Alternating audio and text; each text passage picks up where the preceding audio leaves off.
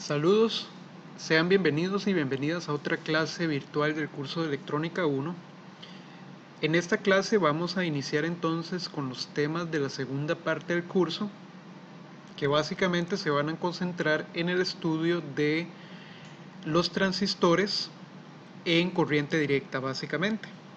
Dentro de este tema vamos a estar estudiando dos tipos básicos de transistor. Primero vamos a iniciar el estudio de los transistores bipolares de unión, que son los que se conocen como BJTs, y posteriormente empezaríamos a estudiar los transistores de efecto de campo, o los FET. Entonces, vamos a dar inicio con esta segunda parte y vamos a empezar entonces a presentar y a estudiar las características básicas y el funcionamiento de estos dispositivos que son altamente importantes en los sistemas electrónicos actualmente. Entonces, la presentación o la primera parte de esta presentación la vamos a subdividir en las siguientes categorías. Primero veríamos los conceptos básicos, lo que son la construcción, el funcionamiento y las características eléctricas de los transistores BJT. Luego estudiaríamos el transistor cuando funciona en corte y en saturación, es decir, cuando el transistor opera como un interruptor controlado. Y vamos a estudiar también el tiempo de conmutación de esos transistores. Y posteriormente vamos a comenzar a estudiar lo que son los circuitos básicos de polarización para los transistores BJT de tipo NPN y de tipo PNP. Entonces vamos a ver el análisis y el diseño en corriente directa, vamos a ver la recta de carga y la definición del punto de operación del transistor, que es muy importante. Vamos a ver también las características de diseño para el máximo simétrico, para obtener un máximo simétrico a la salida. Y vamos a ver algunas otras configuraciones de polarización como la de emisor común, la de base común y la de colector común. Perfecto. Entonces, ¿qué es lo que andamos buscando nosotros con un elemento al cual vamos a llamar transistor? Principalmente lo que nosotros vamos a andar buscando es obtener un circuito electrónico que me permita a mí amplificar una señal alterna. ¿Y qué es amplificar una señal alterna? Bueno, básicamente es tomar una señal alterna con una amplitud relativamente baja y transformarla en una señal que tiene exactamente la misma forma, pero que tiene una amplitud mayor. A eso le llamamos nosotros amplificación. Por supuesto, al nosotros amplificar una señal alterna, le estamos inyectando energía, ¿verdad? La amplificación en realidad no se puede dar sin que nosotros inyectemos energía a la señal, de tal forma que todo amplificador va a tener normalmente acoplado a él una fuente de corriente directa, normalmente, que es la que proporciona esa energía extra que nosotros le estamos agregando a la señal a la hora de amplificarla. Entonces, vamos a tener una mezcla de ambos mundos en un mismo circuito. Vamos a tener una parte que funciona básicamente en alterna, en corriente alterna, que es la señal de entrada y la señal de salida amplificada, y luego vamos a tener también la parte de corriente directa del amplificador, que es donde nosotros inyectamos esa energía adicional que la señal necesita para poder entonces salir de nuestro circuito con una amplitud mayor. Esa es una de las cosas que andamos buscando con los transistores. El transistor va a estar básicamente en el núcleo de este circuito amplificador y es el que nos permite realizar esta operación que andamos buscando. Sin embargo, el transistor también tiene otra modalidad de aplicación en la cual no lo vamos a utilizar como un amplificador, sino que lo vamos a utilizar como un interruptor controlado por corriente. Entonces, ¿qué ocurre? Que nosotros vamos a tener eventualmente dos circuitos que en apariencia van a estar separados. Sin embargo, no van a ser del todo independientes. ¿Por qué? Porque el transistor va a estar aquí en el medio brindándonos a nosotros un enlace entre un circuito de entrada o de control y un circuito de salida o de actuación. Entonces en esta ilustración se ve ese efecto. De este lado de acá yo tengo a este interruptor que se está moviendo y se está encendiendo y apagando, y cada vez que se enciende pues el LED se ilumina, y cada vez que se abre el interruptor pues entonces el LED se apaga. Ahora, ustedes dirán, ¿y quién controla ese interruptor? Ese interruptor en realidad lo está controlando otro circuito que está en otra parte, y donde yo hago fluir una corriente pequeñita a través de una resistencia. Si pasa corriente por esa resistencia, entonces el interruptor se cierra, y si no pasa corriente por esa resistencia, entonces el interruptor se abre. Por supuesto, este interruptor no es un interruptor físico como el que ustedes encontrarían en sus casas cuando encienden y apagan la luz, o en un abanico cuando ustedes encienden y apagan el abanico. Eso es un interruptor mecánico. El interruptor que nosotros vamos a tener acá es en realidad un interruptor semiconductor, y ese es básicamente el transistor. El transistor es entonces el conjunto del interruptor más el enlace que existe entre el circuito de control y el circuito donde yo voy a tener el interruptor conectado. Entonces hay dos grandes áreas de aplicación para los transistores. Como les decía, la primera, cuando el transistor actúa como un amplificador de señales, y la segunda, cuando el transistor opera como un interruptor controlado por corriente. En las computadoras, por ejemplo, y en los circuitos digitales, vamos a tener transistores, millones de transistores, actuando como interruptores, no como amplificadores, sino como interruptores. Entonces, las tecnologías que se han desarrollado en los últimos años se han concentrado básicamente en optimizar este proceso, en el cual el interruptor controlado por corriente se sustituye con un transistor. Entonces, más adelante vamos a ver las tecnologías, por ejemplo, de MOSFET, y las tecnologías CMOS, NMOS, VMOS, etcétera, que son tecnologías que se han desarrollado recientemente para brindar una mayor capacidad de reducción del transistor y un menor consumo, de tal manera que en un microprocesador podamos tener un mayor número de transistores consumiendo menos energía y brindándonos obviamente la capacidad de manejar datos de manera más compleja. Perfecto. Ahora, el transistor no ha existido siempre, como todos nosotros ya sabemos, ¿verdad? Muchos de ustedes presentaron una reseña histórica muy interesante durante la primera tarea, los grupos que escogieron el transistor como el avance tecnológico más significativo del último siglo.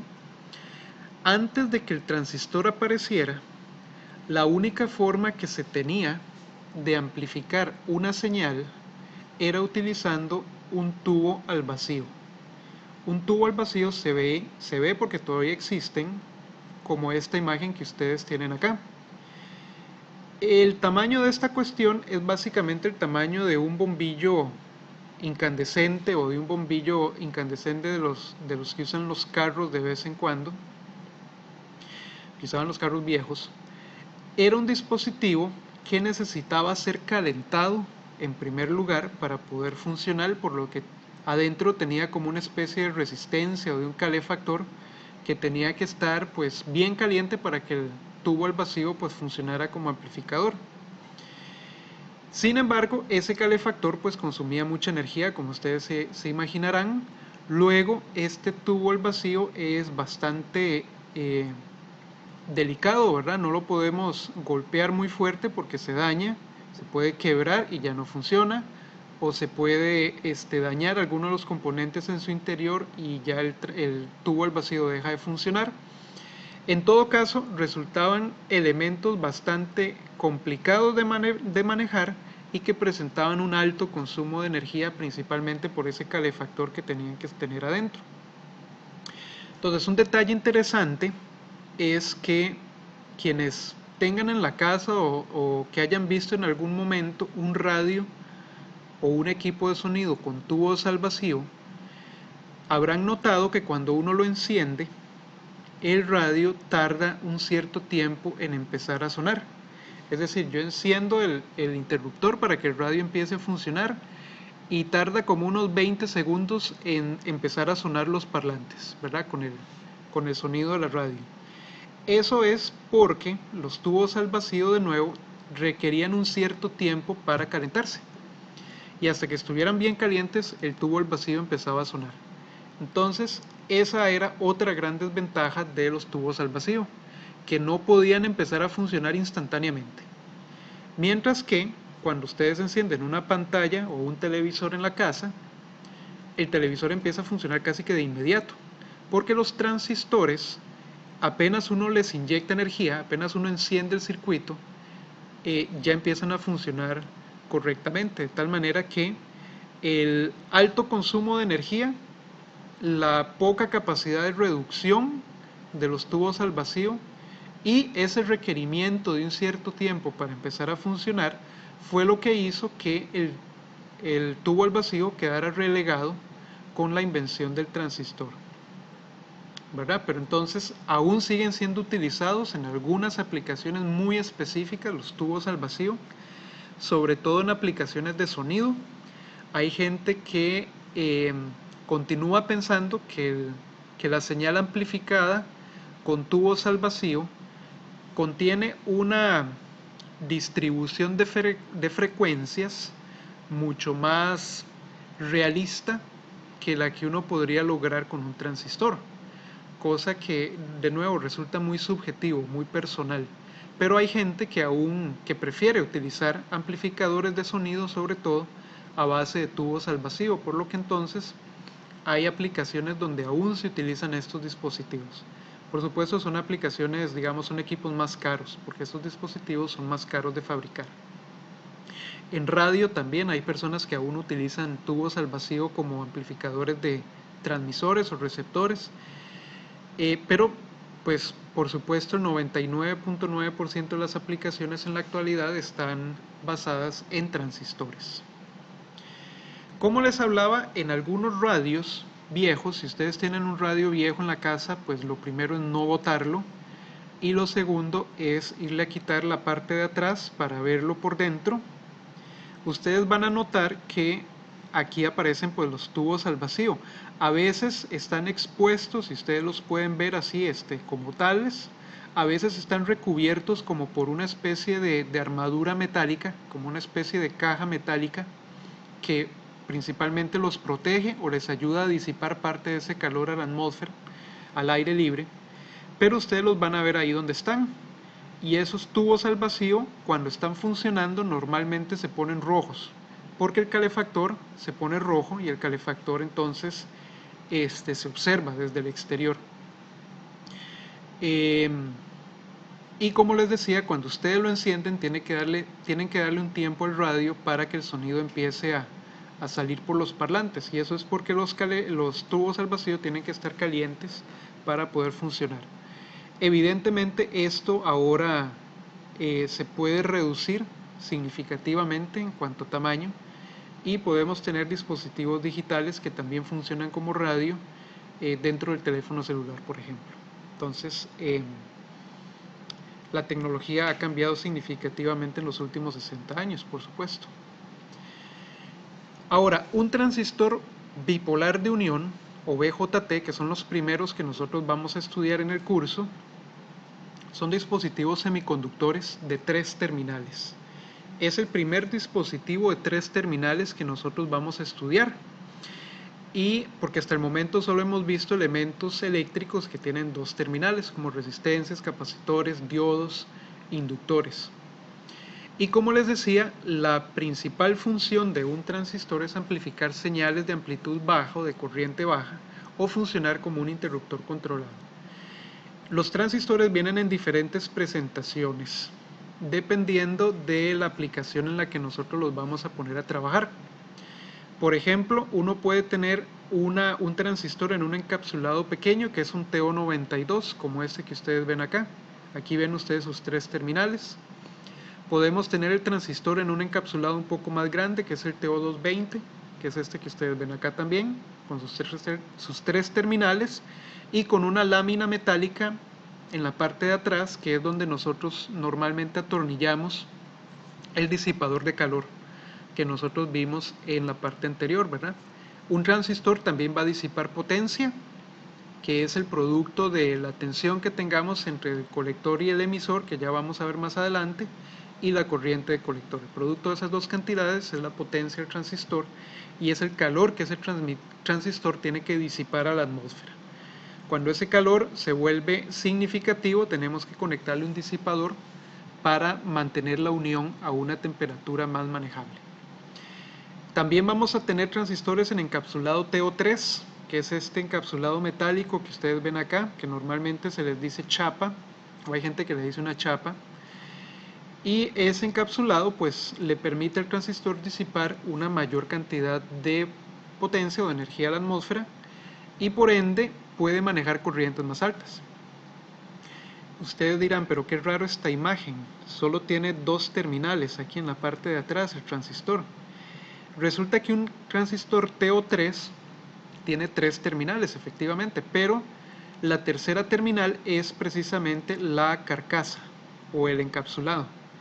Esta parte metálica del encapsulado es en realidad la tercera terminal del dispositivo y estas otras dos están eléctricamente aisladas de la carcasa, por lo tanto es una configuración también de tres terminales, solo que la terminal de la tercera es básicamente el encapsulado, la carcasa.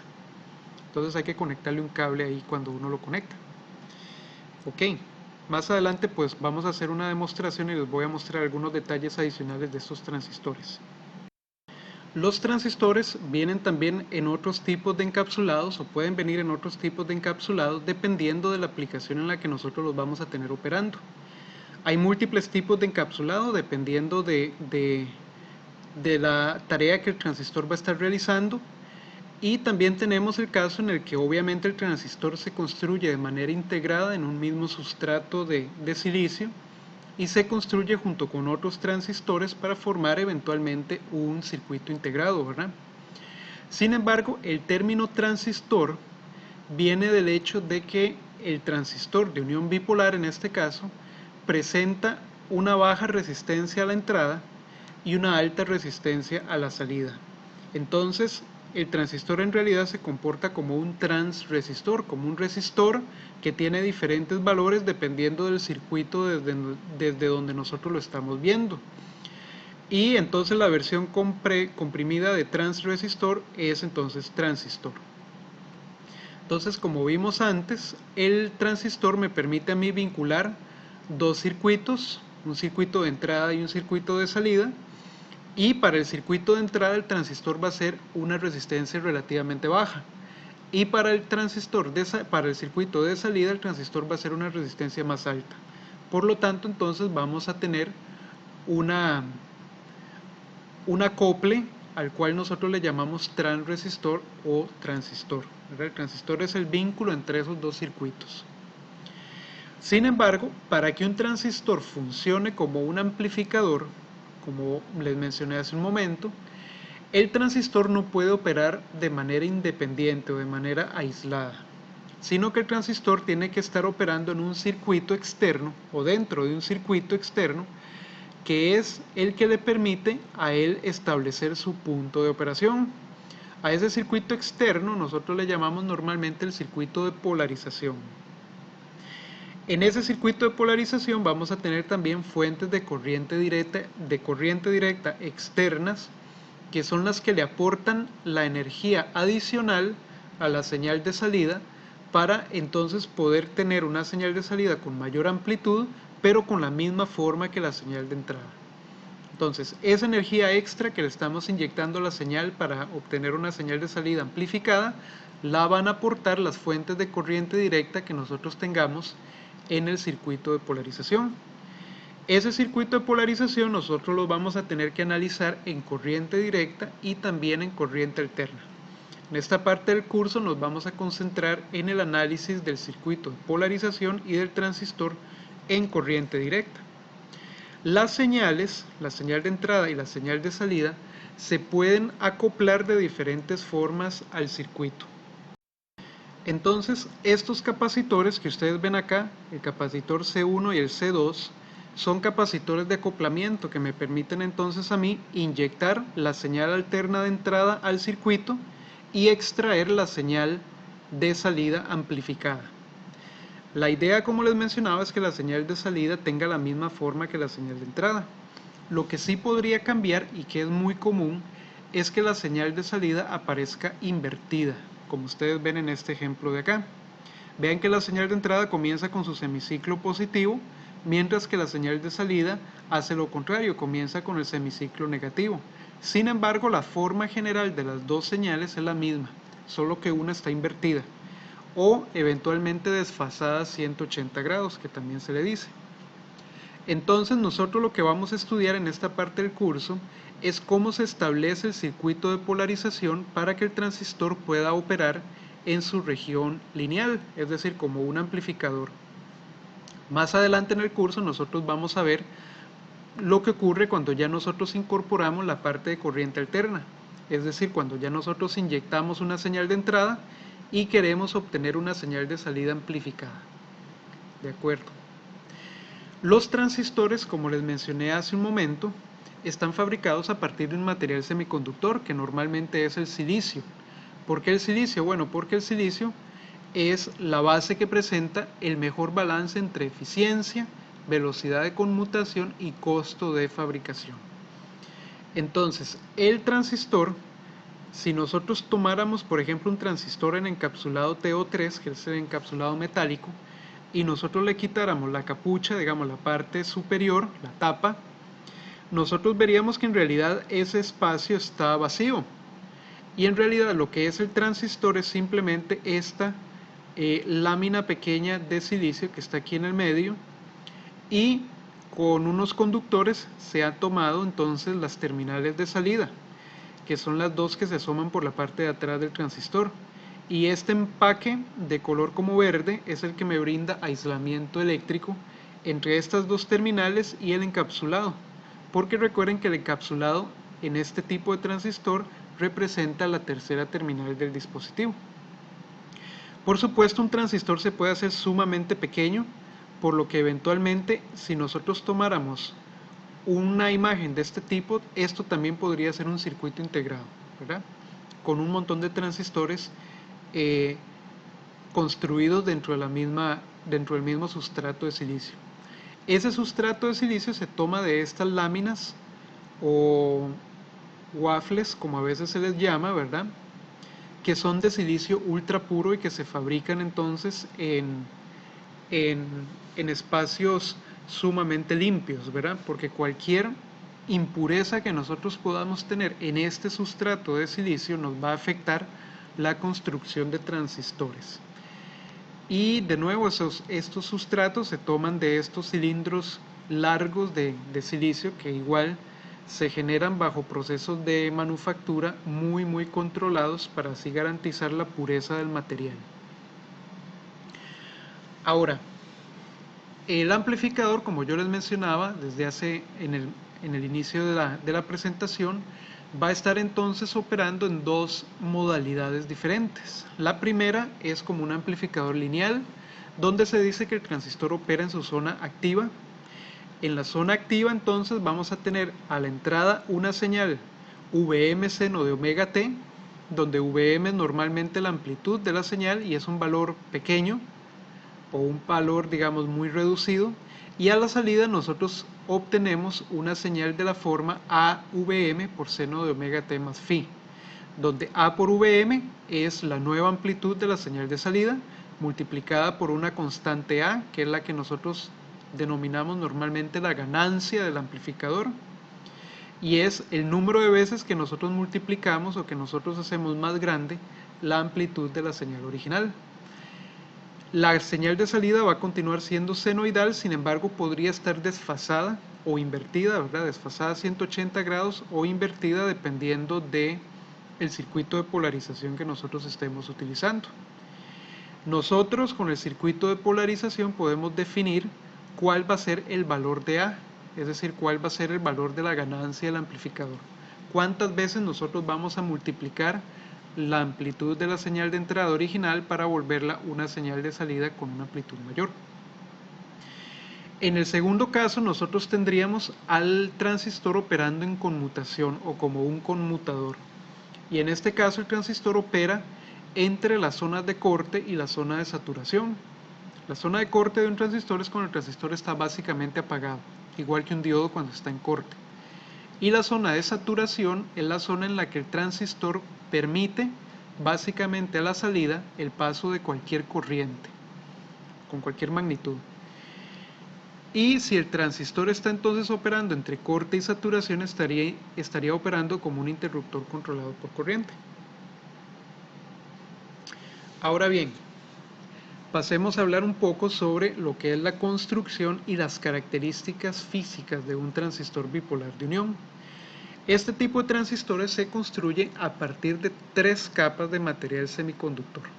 Recuerden que el diodo era un material de 2 capas de materiales semiconductores, uno material tipo N y otro P. En el caso de un transistor vamos a tener 3 capas de material semiconductor. Y al tener 3 capas de material vamos a tener entonces 2 posibilidades, porque nosotros podemos construir ese sándwich de capas semiconductoras de 2 maneras. El primer tipo es cuando vamos a tener un transistor NPN, es decir, vamos a poner primero una capa de material tipo N, vamos a poner en el medio una capa de material tipo P y al otro lado vamos a poner una capa de material tipo N. Entonces tendríamos un transistor NPN donde la capa de material tipo P que está en el medio es bastante más delgada en relación con las capas de material tipo N que están a los lados. La segunda opción es que nosotros más bien tengamos un transistor PNP, es decir, la capa del medio es material tipo N y las capas a los lados son material tipo P. Y de nuevo la capa del medio es de material tipo N y es bastante delgada en relación con las otras 2 capas del transistor. Y vamos a tener, por supuesto, una terminal asociada a cada una de estas capas. De ahí entonces el hecho de que el transistor tenga 3 terminales. ¿Ok? Una terminal por cada capa. Ahora, el símbolo esquemático del transistor va a cambiar dependiendo del tipo de transistor que nosotros vayamos a tener. El transistor NPN, ustedes pueden ver aquí su símbolo, a veces se incluye este círculo, a veces no se incluye el círculo, es normal. Sin embargo, lo que interesa es ver la dirección de esta flecha que está en una de sus terminales. Si la flecha apunta hacia afuera, en realidad el transistor que tenemos es un transistor NPN. Mientras que si la flecha apunta hacia adentro del transistor, en realidad tenemos un transistor tipo PNP. En ambos casos vamos a tener 3 terminales y esas 3 terminales tienen un nombre específico. Vamos a tener la terminal que se llama base, que es la que se identifica como una B, la terminal aquí del medio. Vamos a tener el colector, que es la terminal que no tiene flecha en el transistor. Y vamos a tener el emisor, que es la terminal que sí tiene una flecha en el transistor. Entonces un transistor tiene 3 terminales formadas por 3 capas de material semiconductor, la terminal del colector, la terminal de la base y la terminal del emisor.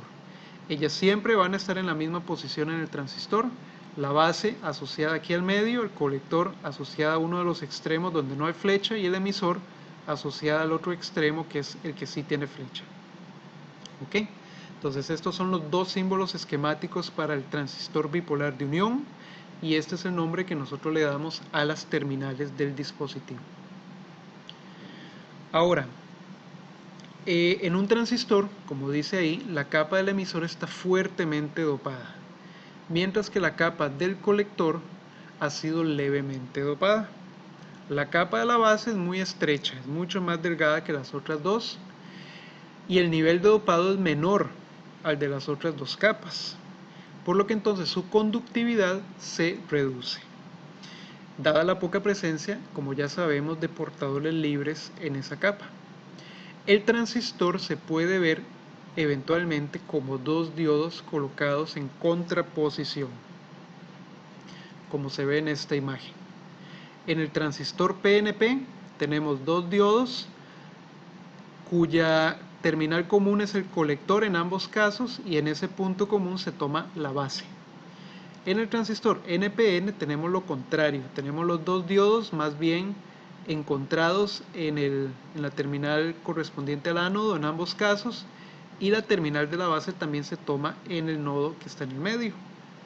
Esta imagen que está acá es muy importante, porque esta imagen nos va a decir a nosotros cuáles son las polaridades de las tensiones y las direcciones de las corrientes que nosotros tenemos que considerar en cada uno de los dos transistores.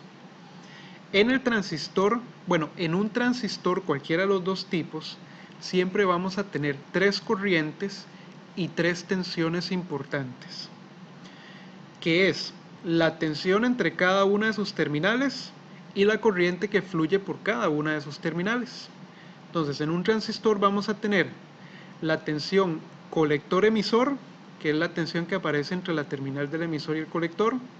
Vamos a tener tensión base-emisor o emisor-base, dependiendo del tipo de transistor que nosotros tengamos.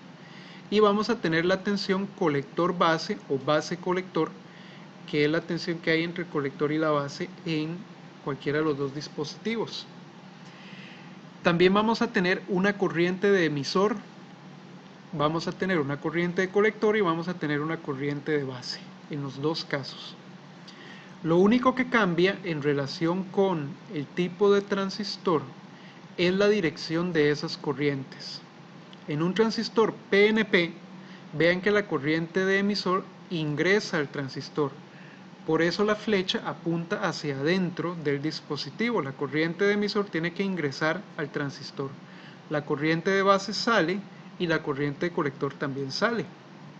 En el transistor NPN, la corriente de emisor más bien sale. Vean que la flecha indica que la corriente por esa terminal va hacia afuera del dispositivo.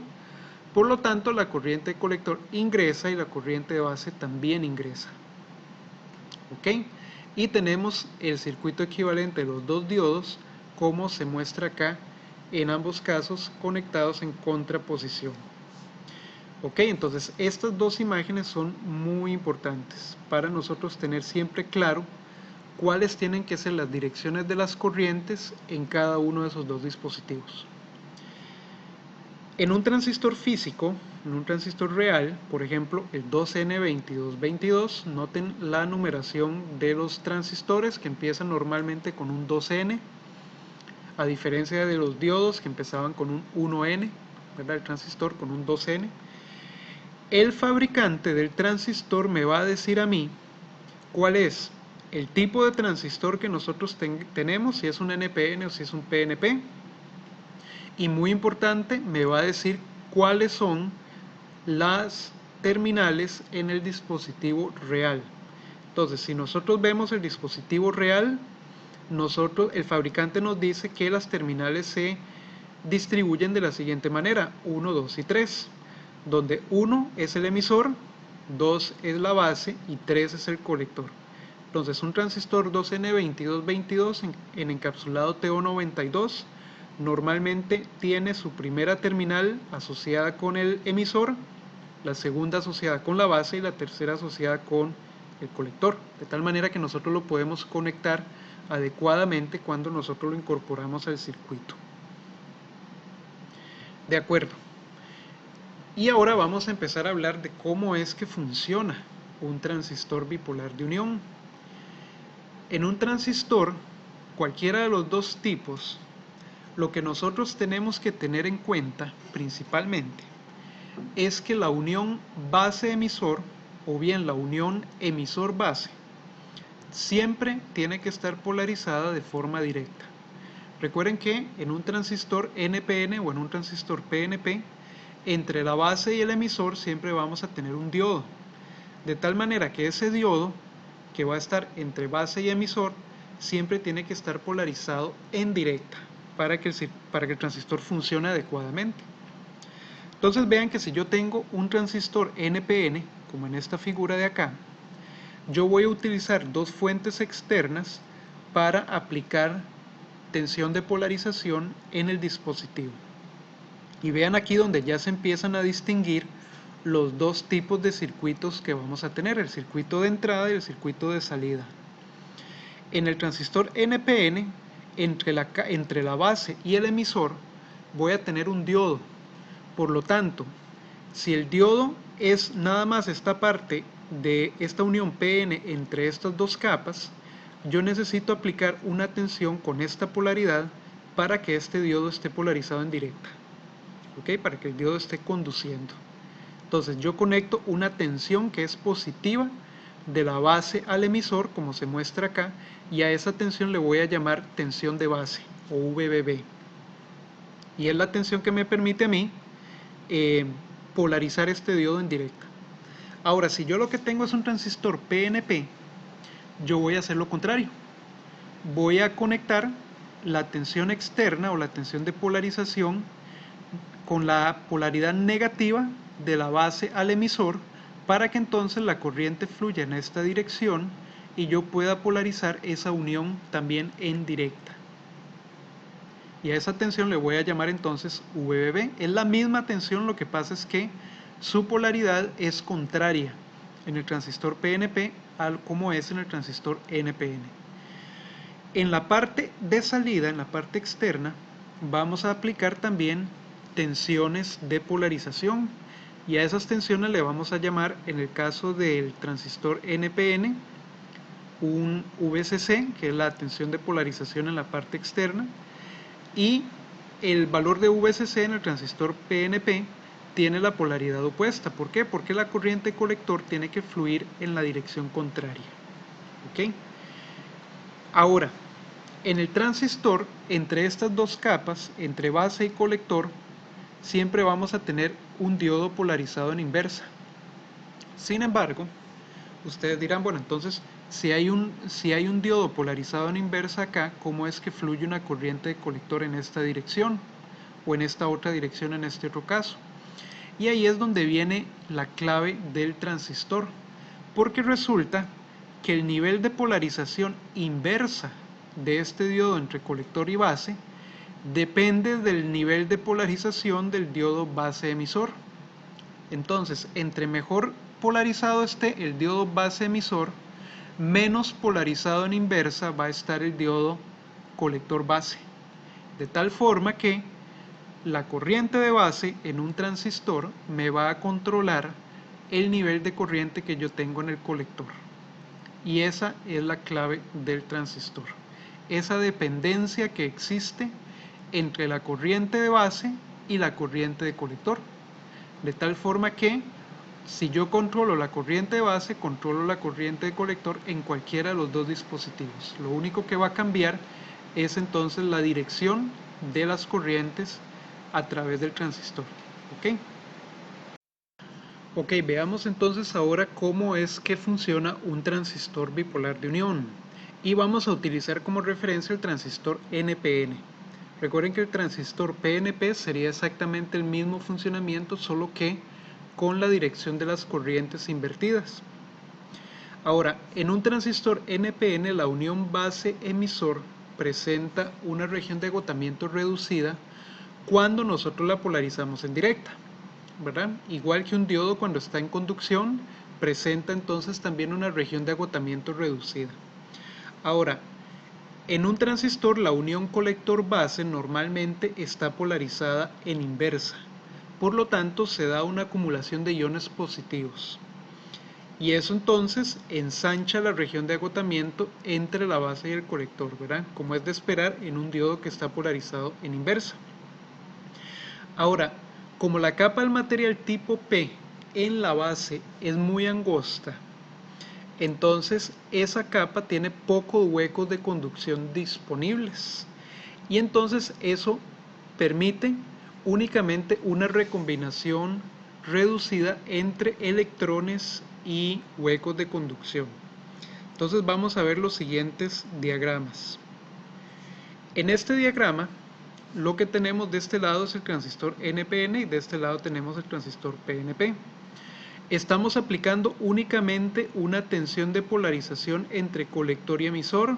No hay tensión de polarización entre base y emisor en ninguno de los dos casos. Entonces, cuando no se aplica una tensión de polarización entre la base y el emisor, lo que ocurre es que el diodo correspondiente entre base y emisor va a estar en corte, no está polarizado. Por lo tanto, al no estar polarizado ese diodo, este otro diodo que se mantiene en polarización inversa impide que la corriente de colector que va a fluir de colector a emisor pueda fluir a través del transistor. Entonces esa corriente es cero. Sin embargo, cuando nosotros aplicamos una tensión de polarización entre la base y el emisor, o entre el emisor y la base, como en este caso, ¿qué es lo que ocurre? Que entonces polarizamos de manera directa el diodo base emisor, que es lo que ocupamos en un transistor. Al polarizarse ese diodo, lo que ocurre es que el diodo que estaba en polarización inversa entre colector y base, o entre base y colector, va a empezar a absorber una gran cantidad de los electrones que no logran recombinarse en la unión base-emisor. ¿Ok? Entonces, de los electrones que están, recuerden que estas son corrientes convencionales, ¿verdad? Los flujos de electrones van en el sentido contrario. Los electrones que se están inyectando por el emisor en el transistor NPN no logran recombinarse completamente con los huecos de conducción de la capa tipo P para eventualmente salir por la terminal de la base, sino que esos electrones eventualmente van a ser absorbidos o atraídos por la terminal positiva de la tensión externa colector-emisor y van eventualmente a salir por la terminal de colector, generando una corriente a través de las tres capas del dispositivo, del transistor. En el PNP ocurriría lo mismo, ¿verdad? Más bien, en este caso, los electrones se inyectan por el colector, se recombinan unos cuantos nada más con digamos, los huecos de conducción, en este caso, como es un transistor PNP, se recombinan algunos de ellos con los electrones libres de la capa tipo N y salen por la terminal de base, los huecos, ¿verdad? Otros de ellos eventualmente no van a poder recombinarse y van a terminar saliendo por la capa, por la terminal de emisor, ¿verdad? Entonces se da el efecto contrario. Y aquí lo vemos más claramente en este otro diagrama.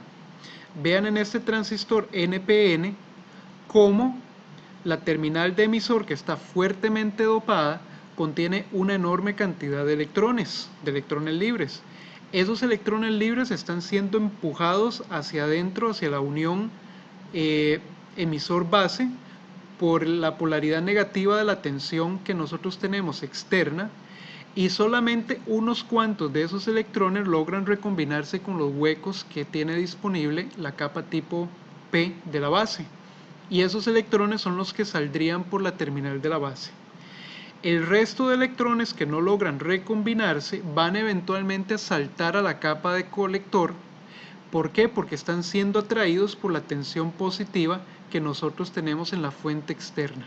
De tal manera que entonces la gran mayoría de electrones van a salir por el colector y me van a establecer una corriente de colector que circula a través de las tres capas del transistor, mientras que una corriente muy baja es la que va a mantenerse circulando digamos, por la unión base-emisor o emisor-base en este caso. Eso sí, la corriente esta pequeña que nosotros tenemos fluyendo de emisor a base, o el flujo de electrones pequeño que nosotros tenemos circulando de emisor a base, necesita estar ahí para mantener ese diodo emisor base polarizado en directa. Si nosotros no lo tenemos, si nosotros cortamos esta corriente, estaríamos volviendo a poner este diodo en corte, y por lo tanto el flujo de electrones en la otra malla también se va a interrumpir. De tal manera que entonces una corriente muy pequeña en este circuito del lado izquierdo es el que me logra mantener una corriente mucho más grande en el circuito del lado derecho, en la otra malla. Entonces, de esa forma, nosotros podemos mantener un flujo estable de corriente o un flujo estable de electrones a través del transistor, siempre y cuando nosotros mantengamos un flujo de corriente y una tensión adecuados para mantener el diodo base emisor siempre polarizado en directa. De tal forma que entonces logramos mantener este flujo de corriente en el otro circuito.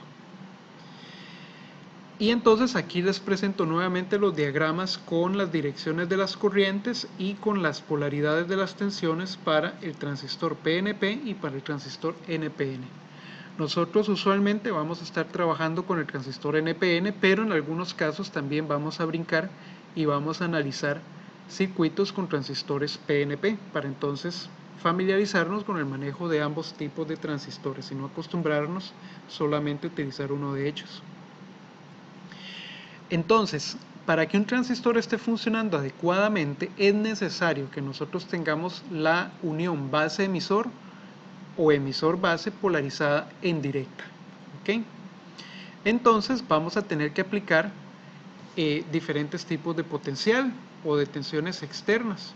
En el transistor NPN tenemos la unión base-emisor y por lo tanto el potencial de la base debe ser mayor al potencial del emisor para nosotros tener esa unión polarizada directamente.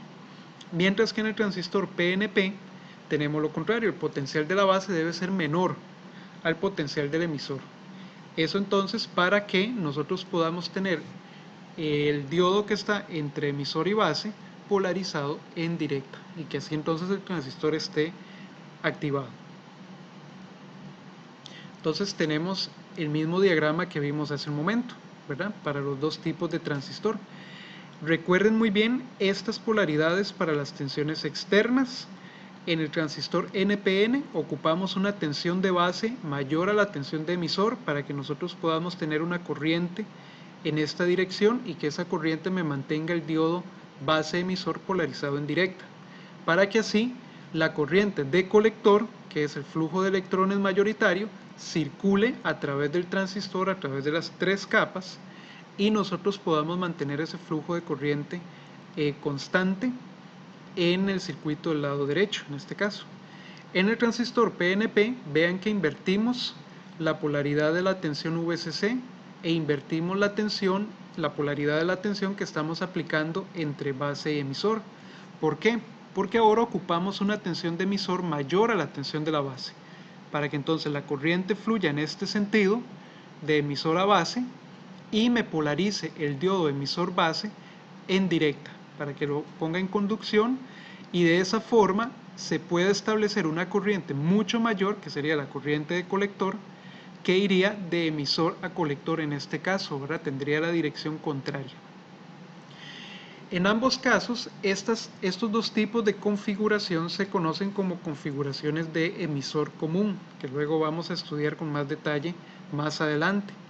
Se llaman configuraciones de emisor común porque vean que la terminal de emisor es la misma para los dos circuitos, tanto el de la izquierda como el de la derecha. Y además estamos conectando el emisor al potencial de referencia. Por lo tanto, el emisor está conectado en la terminal común y a estas dos configuraciones se les llama configuraciones de emisor común. En todo caso, noten que si nosotros aplicamos una ecuación de corrientes de Kirchhoff normalmente, nosotros nos vamos a dar cuenta que la corriente de emisor en cualquiera de los dos casos tiene que ser la suma de la corriente de colector más la corriente de base, ¿verdad? En este caso, la corriente que sale por el emisor en el NPN tiene que ser la suma de la corriente de base, más la corriente de colector, ¿ok? Y en el transistor PNP ocurre exactamente lo mismo, solo que ahora la corriente de emisor ingresa al transistor, ingresa como un todo y una parte sale por la base y otra parte sale por el colector. Sin embargo, la corriente de colector más la corriente de base igual me tienen que sumar la corriente de emisor. Entonces, viéndolo ahora como diagrama esquemático, vemos que la relación se va a cumplir siempre, ¿verdad? y nos vamos a guiar con la flecha que tenemos en la terminal del emisor para entonces saber cómo es que la relación se tiene que aplicar. En el transistor NPN, corriente de emisor es la suma de la corriente de base más la corriente de colector. De la misma manera, en el transistor PNP, la corriente de emisor tiene que ser la suma de la corriente de base más la corriente de colector. Lo que sí tenemos que tener en cuenta es que en cualquiera de los dos casos, la corriente de base siempre va a ser mucho menor que la corriente de colector. Como vimos hace un momento, la corriente, la capa de la base, al estar levemente dopada y al ser muy angosta, tiene muy pocos portadores mayoritarios para favorecer la recombinación, de tal manera que el número de pares electrón hueco que se recombinan es reducido, muy reducido. Por lo tanto, la corriente de base en cualquiera de los dos casos va a ser menor a la corriente de colector. Y eso nos da pie para definir lo que se conoce como la ganancia de corriente de emisor común. En la ganancia de corriente de emisor común, la cual se conoce como beta del transistor, es la relación que existe entre la corriente de colector y la corriente de la base. Beta básicamente me dice qué tanto más grande es la corriente de colector en relación con la corriente de base para un cierto transistor. Entonces beta se define como la relación que hay entre la corriente de colector, que es IC, entre la corriente de base, que es IB. Y el parámetro beta normalmente viene dado por el fabricante del transistor. Nosotros podemos manipular esta relación que tenemos acá normalmente y podemos decir que la corriente de base es entonces la corriente de colector entre beta, o eventualmente que la corriente de colector es igual a la corriente de base multiplicada por beta. Esta relación pues es muy importante y la vamos a tener que estar utilizando muy a menudo durante nuestros análisis y nuestros diseños.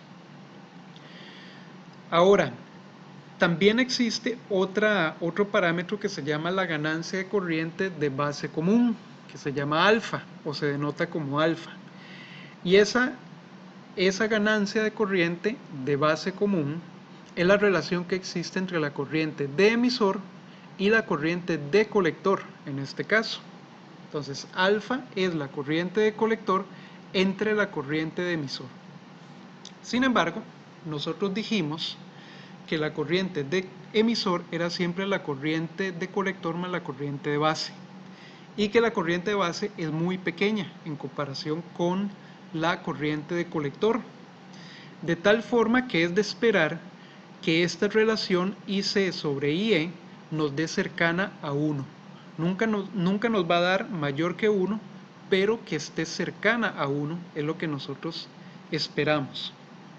El parámetro alfa, como les digo, entonces es un número entre 0 y 1 y está relacionado con beta de esta manera.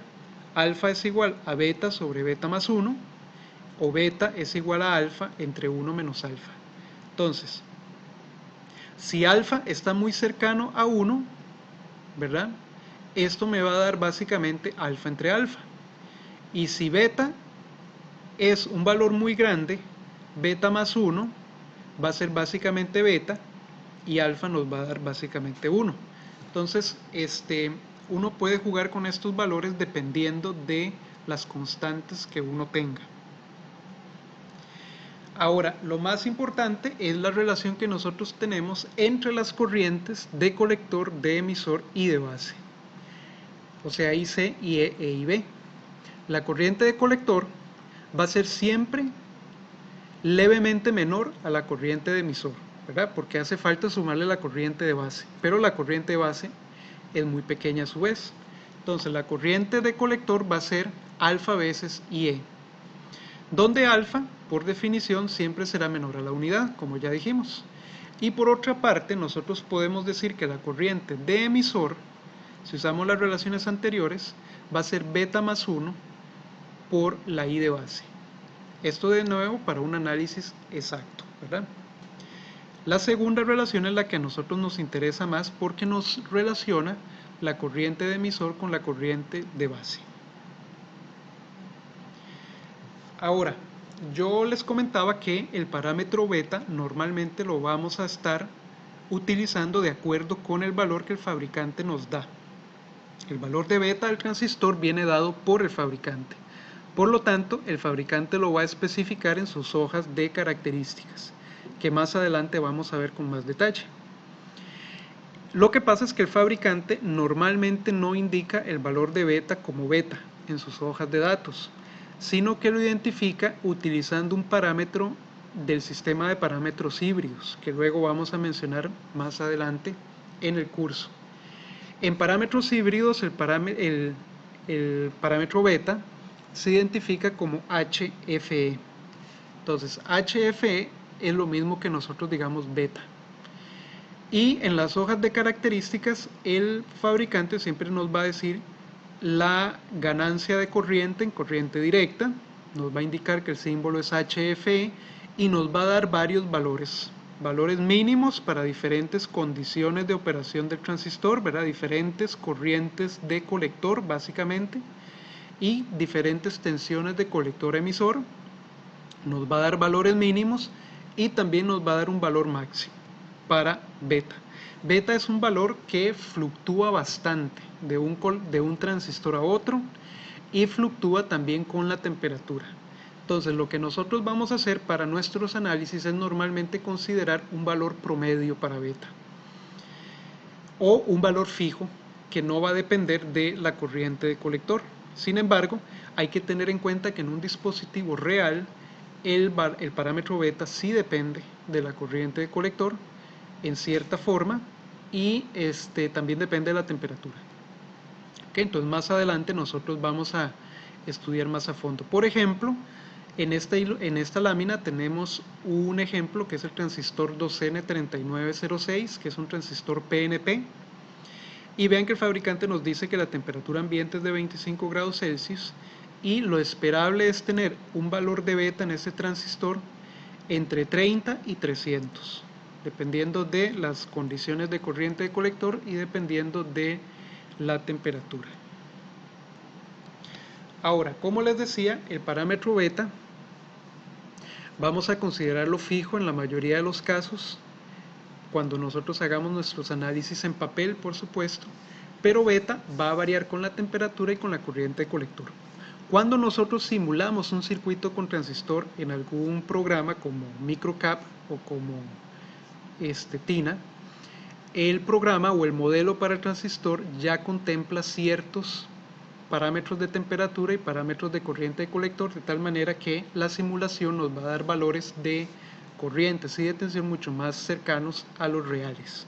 Sin embargo, ustedes van a ver que la variación no es tampoco muy dramática. Beta también puede variar de un transistor a otro, incluso si son del mismo tipo.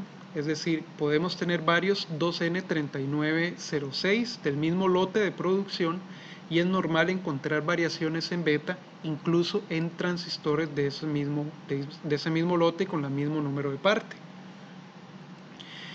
El fabricante también nos podría dar una curva o un juego de curvas como este que ustedes ven acá, donde en el eje Y tenemos a HFE, o sea, la ganancia de corriente de emisor común, que es beta, y en el eje X tenemos la corriente de colector en miliamperes, y nos da varias curvas para diferentes temperaturas de la unión, ¿verdad? La curva de más arriba es para una temperatura de unión de 125 grados Celsius, y la de más abajo es para menos 55 grados Celsius. Entonces vean cómo puede variar la ganancia de corriente beta, que en este caso está normalizada, la normalizaron, ¿verdad?, para tener entonces valores más compactos, y el eje X nos lo dieron en escala logarítmica, ¿verdad?, por lo tanto está en décadas.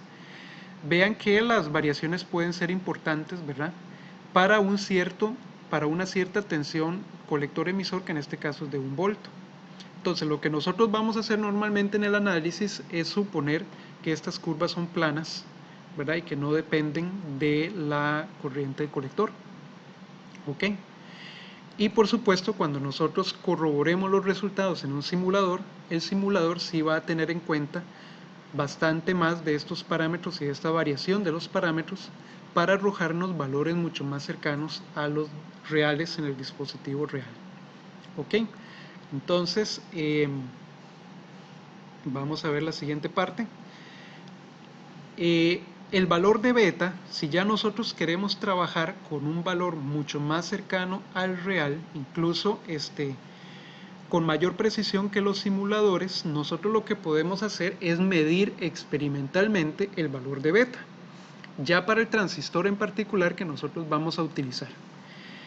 Hay muchos multímetros que incorporan una función que es la función de medición del parámetro beta o HFE, de tal manera que si nosotros tenemos el transistor que vamos a utilizar en nuestro circuito, podemos corroborar el valor de beta y tener un valor más cercano al que vamos a utilizar en el diseño, insertando el transistor en el multímetro y observando cuál es el valor que el multímetro nos reporta.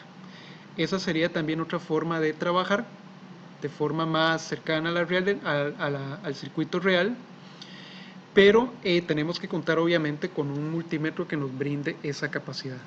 Entonces, en la siguiente demostración van a ver cómo vamos a medir experimentalmente el parámetro beta para un transistor dado utilizando uno de los multímetros del laboratorio. Bien, entonces vamos a dar inicio con esta demostración en la que vamos a medir básicamente el parámetro beta de estos transistores que tenemos acá. Tenemos varios tipos de transistores en diferentes encapsulados. Estos dos que tenemos acá son transistores 2N2222 que vienen en un encapsulado plástico de bajo consumo de potencia o baja disipación de potencia. Estos que están acá son dos transistores 2N3904 que también vienen en el mismo encapsulado plástico, mientras que acá tenemos dos transistores 2905, que viene en un encapsulado TO39, mientras que este otro es un transistor TIP 32C que viene en un encapsulado TO220 que permite pues una mayor disipación de potencia, y este transistor que está acá es un transistor MJ2955. Entonces este es el 2N2222, 2N3904, 2N2905A, TIP 32C, y este es el MJ2955 que viene en un encapsulado TO3, como ustedes pueden ver acá. Ok, entonces cada uno de estos transistores tiene tres terminales, como ya vimos, y para conocer qué tipo de terminales o cómo se distribuyen las terminales en el dispositivo, uno lo que tiene que hacer es buscar las hojas de datos del dispositivo, y el fabricante nos va a decir básicamente cuál terminal es el emisor, cuál es el colector y cuál es la base. En este caso, en el caso del 2N2222, la configuración es con la parte plana del encapsulado viendo hacia uno. Como ustedes pueden ver, el encapsulado es redondo en la parte superior y plano en la parte inferior. Entonces, con la parte plana viendo hacia uno, hacia arriba, la primera terminal es el emisor, la segunda es la base y la tercera es el colector. Entonces, emisor, base y colector. El 2N3906 es igual, 3904, es igual, la configuración de las terminales es la misma.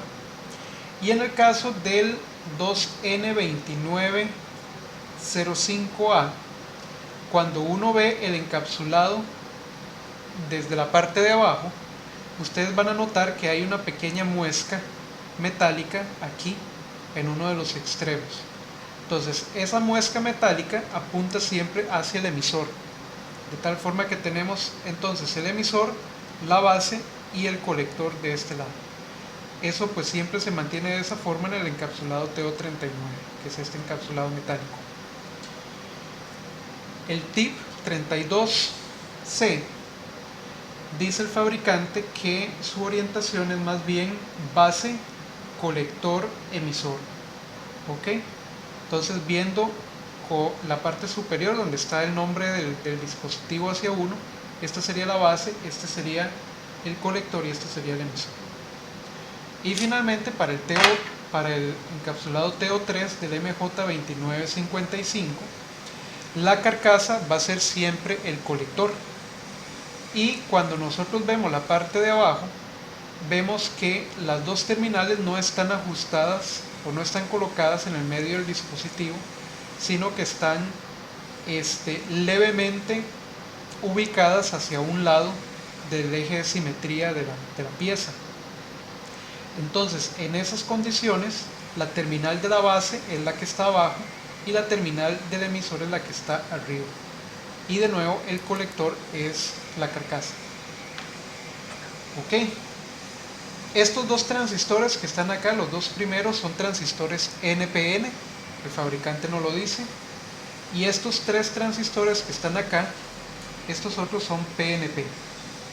Entonces lo que vamos a hacer es medir en estos momentos el beta para cada uno de esos transistores, y ustedes van a notar también la diferencia que existe entre dos transistores que tienen el mismo número de piezas de parte y que eventualmente fueron fabricados por la misma empresa.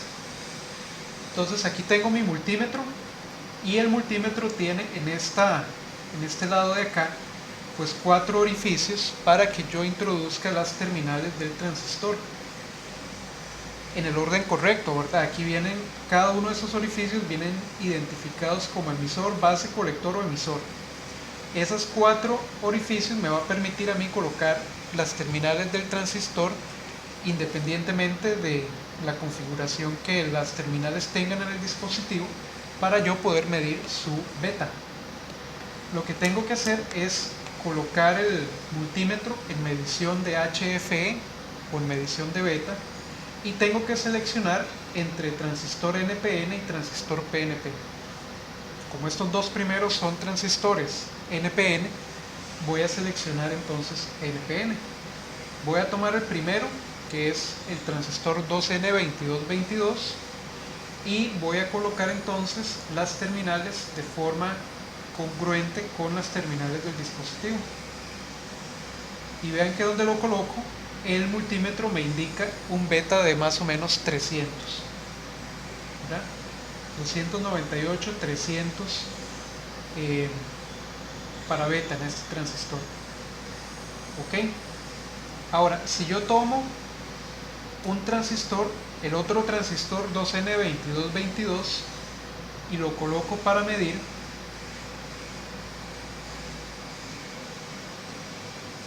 vean que en este caso yo obtengo un beta de más o menos 287.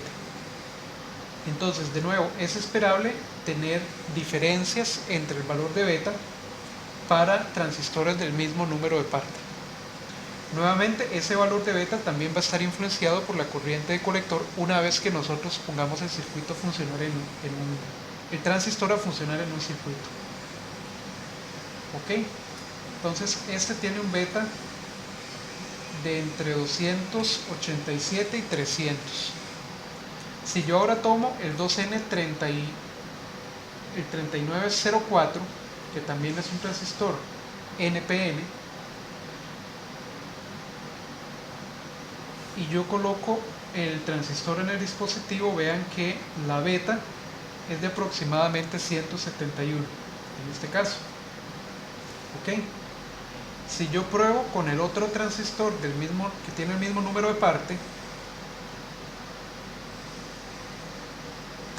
vean que este me permite tener un beta de 222 más o menos. El valor de beta no tiene unidades, es adimensional, ¿verdad? Porque es la relación entre dos corrientes nada más.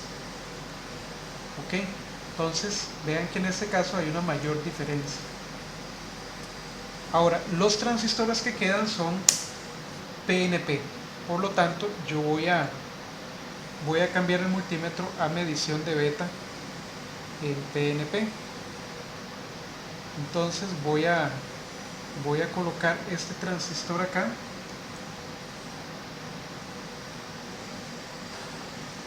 y vean que este transistor, el 2N2905A, tiene un beta de aproximadamente 222. Si yo pruebo con este otro,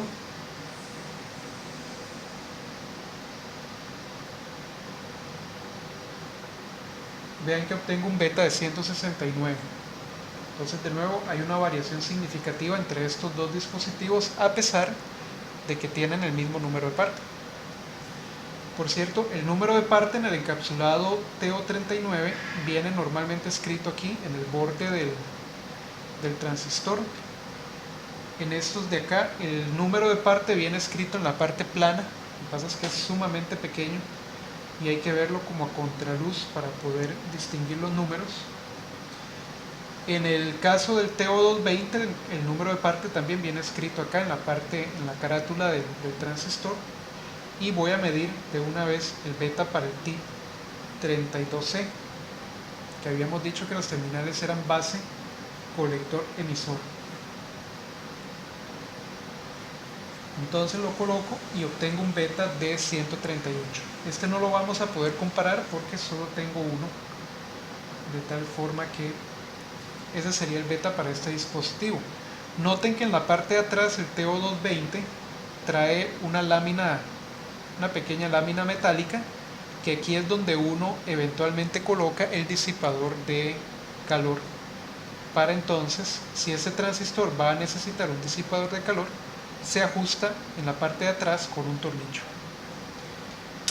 Y ahora vamos a medir el beta del transistor de potencia, que es el MJ2955. Lo que pasa es que como este transistor es más grande, vamos a tener que utilizar una protoboard para poder realizar la medición.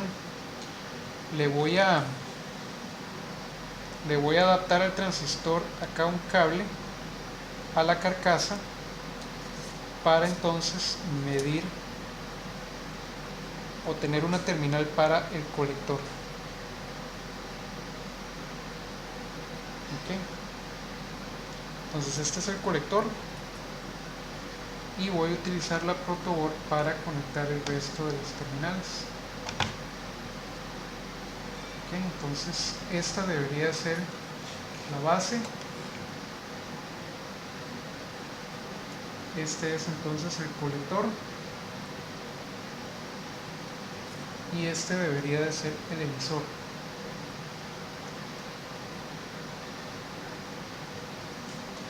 Y vean que el multímetro me indica que el beta de ese transistor grande es de 75 aproximadamente, es un beta más pequeño, precisamente porque este transistor está diseñado para manejar corrientes más altas en el colector y por ende también corrientes más altas en la base. Por lo tanto, la relación o la razón entre ellas es un tanto más pequeña. Se supone que este transistor va a ser utilizado con corrientes de colector altas y probablemente va a requerir de una etapa previa de amplificación que genere la corriente de base para que el transistor pueda operar. Por eso es que el beta normalmente en estos transistores grandes es más pequeño. ¿Okay? Entonces esa sería la medición de el HFE o de el beta para estos transistores que tenemos acá. Y entonces con esto vamos a completar la clase del día de hoy, y en la siguiente lo que vamos a empezar a ver son básicamente los circuitos de polarización, es decir, la forma en la que vamos a diseñar y a manipular el circuito externo en el que el transistor va a estar conectado para poder definir, entre otras cosas, el punto de operación, que es lo que por ahora nos interesa. Definir un punto de operación en el que el transistor va a estar trabajando y a partir de ahí poder calcular todas sus corrientes y sus tensiones de acuerdo con la fuente externa que le vayamos a aplicar y con el circuito en sí, el circuito de polarización y la configuración que vayamos a utilizar. Noten que como el transistor tiene 3 terminales, normalmente una de ellas va a ser común para los dos circuitos, ¿verdad? Para el circuito de entrada y para el circuito de salida. En el circuito de entrada tenemos la corriente de base y en el circuito de salida tenemos la corriente de colector. podemos tener configuraciones donde la base es la terminal común, donde el emisor es la terminal común, como ya vimos al inicio de la clase, o incluso configuraciones donde el colector es la terminal común. En cada una de ellas pues tenemos que aprender nosotros a realizar el análisis para poder entonces calcular las corrientes que van a estar fluyendo a través del dispositivo, las tensiones entre algunas de sus terminales y por ende el punto de operación del transistor. Ok, entonces eso sería todo por esta clase y nos veríamos en un siguiente video. Muchas gracias.